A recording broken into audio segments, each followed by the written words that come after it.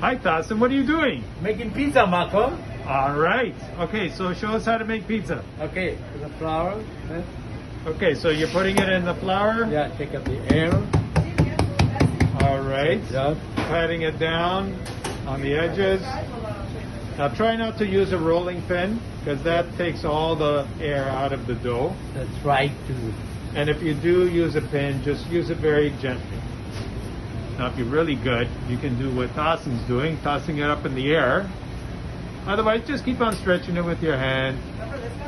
Let gravity take its course. And you're going to get a baking sheet with some parchment paper. And you're going to rest it on there. Now again, it doesn't have to be perfectly round. In fact, in Italy, pizzas aren't usually perfectly round like this. So this is a North American thing. Sauce should not go on the crust. So you want to keep that crust nice and clean. Same with the cheese.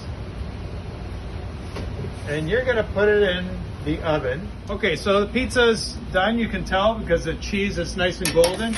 And underneath is also golden.